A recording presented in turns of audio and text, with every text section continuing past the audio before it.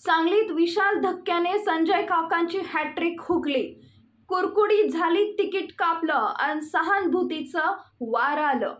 सांगली लोकसभेची जागा जिंकत अपक्ष उमेदवार विशाल पाटील यांनी भाजपचे संजय काका पाटील आणि महाविकास आघाडीचे पैलवान चंद्रहार पाटील या दोघा मल्लांना चितपट करून राजकीय आकडा जिंकलाय।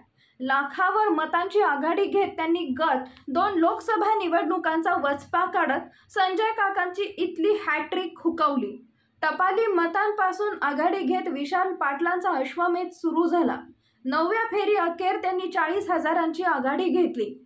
प्रत्येक फेरीला सरासरी 5 ते 6 हजारांचं मताधिक्य मिळताना दिसत होतं, जे कायम राहिलं तर त्यांचा विजय 1.5 लाखांहून अधिक मतांचा असेल असं दुपारी 12 पर्यंतचं चित्र होतं।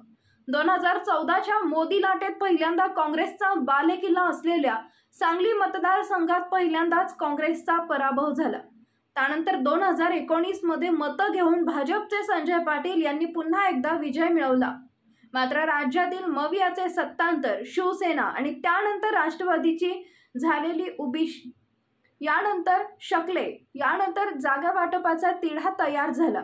विशेषतः कोल्हापूरमधील स्टँडिंग खासदारांची जागा काँग्रेसच्या वाट्याला गेल्याने सांगलीची जागा शिवसेनेच्या वाट्याला जाणार अशी चर्चा सुरू झाली। जागांची ही अदलाबदल काँग्रेसच्या खच्चीकरणासाठी असल्याची चर्चा मतदारसंघात पोहोचली। त्यातून तयार झालेले बदलाचे वारे विशाल यांना विशाल विजयाप्रत नेऊन ठेवणारे ठरले। पंधरवड्यापासून विशाल यांच्या विजयाबाबत होणारी सार्वत्रिक चर्चा ही केवळ हवा की निश्चित बदल याबद्दल कालपर्यंतच्या चर्चेवर आज पहिल्या फेरीपासून पाणी पडलं आणि विशाल पाटील यांनी पहिल्या फेरीपासून घेतलेली निर्णायक आघाडी उत्तरोत्तर वाढतच गेली। विशाल पाटील यांचा अपक्ष म्हणून असलेला विजय काँग्रेसला मोठे बळ देणारा ठरलाय।